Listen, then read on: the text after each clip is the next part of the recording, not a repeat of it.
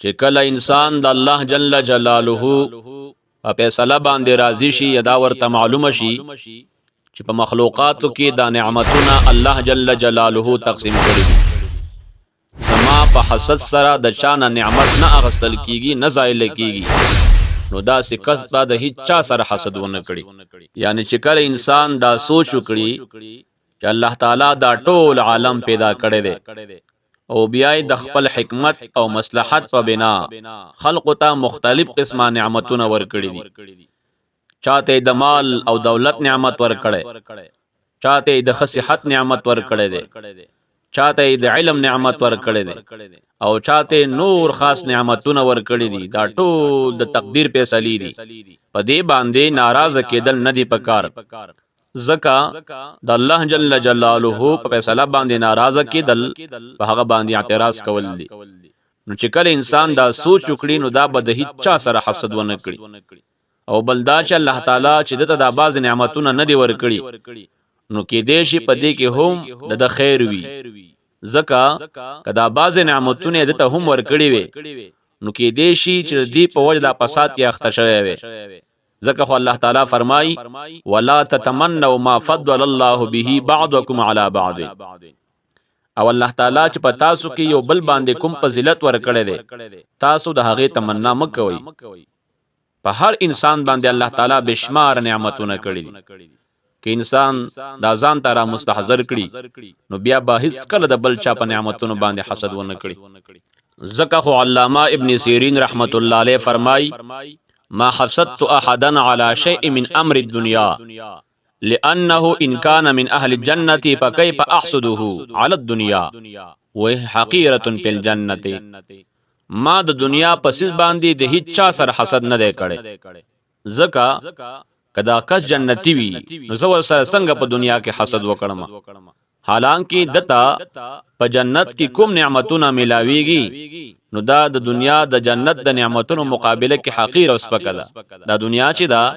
د جنت په مقابل کې دا حقیر او سپکه ده او کدا که جهنمی وي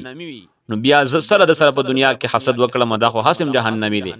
نو علامه ابن سیرین رحمت الله علیه فرمای ما په دنیا کې د هیڅ چا سره حسد نه کړي حضرت عمر رضی اللہ تعالی عنہ فرمائی ما كانت نعمت الله على احد الا وجد لها حاسدا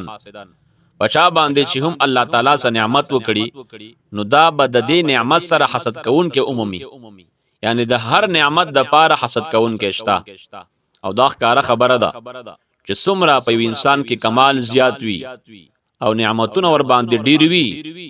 هم دومره د سره حسد کوون کې زیات وي او چې کمال پکې کم وي او یا نعمتونه ور سره کم نو حسد کوون کې هم کمی او چې د بل چا سره حسد کول شي نو دا په دې دلالت کوي چې دا سړی د کمال او فضیلت والا دی او چې څوک حسد کوون کې وي نو د حسد په دې دلالت کوي چې دا حاسد د ښکته مرتبه والا کس دی مخکینی د علم او فضل والا خلق سره هم حسد کړي شوی دی مخکې چې څومره علما تیر شوي دي هغه سره بعضو خلق حسد کړي دي ځکه یو شاعر وای ان يحسدوني فاني غير لائمهم قبل من الناس اهل الفضل قد حسدوا که دیو د ما سره حسد کوي نو زه دیو نه ملامت کوم ځکه زمانه مخکې د فضل بزرګي والا خلق سره هم حسد شوی دی نو حسد په هر زمانه کې ها او په هر زمانه کې وو عرض می دا کولو دا ډېر ناکاره بیماری ده الله جل جلاله دې منګو تاسو ته نجات را نصیب کړي رسول الله صلی الله علیه وسلم مبارک فرمایي دې ته متوجه شئ سته يدخلون النار قبل الحساب شپږ خلق با د خپل ګناهونو په وجه د حساب نه مخکې جهنم ته داخليږي الامراء بالجور حاکمان با د ظلم په وجه کم چې حاکمان یو په خلق باندې ظلم کوي نو دا به د خپل حساب کتاب نه مخکې جهنم ته ځي والعرب بالعصبيه عرب با د عصبیت په وجه والدحاقین بالتکبر مالدار بعد تکبر په وجه دا بعض مالداران وي بس د خیال دا وی چې د اسمان ما و درولې دي نو ډیر زیات تکبر کوي دا بعض مالداران اغنیا د تکبر نسم خوځيږي نو دغه کسان با د حساب نه مخ کې جهنم ته ځي والتجار بالخیانت او تاجران به د خیانت په وجه کم تاجر چې خیانت کوي ټال مټول کوي کم زیته کوي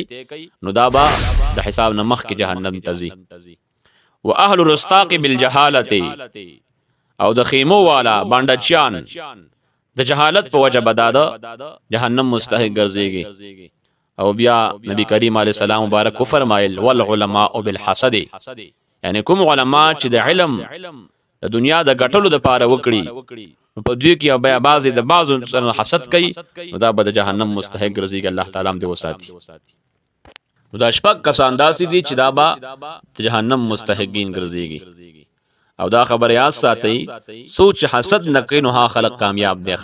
رسول الله صلی الله علیه وسلم مبارک فرمای لا یزال الناس بخیر ما لم يتحاسدوا خلق با تر هغه پوری همیشه په خیر او کامیابی کې وي تر سو پوری چې دیو د یو بل سره حسد ونه کړي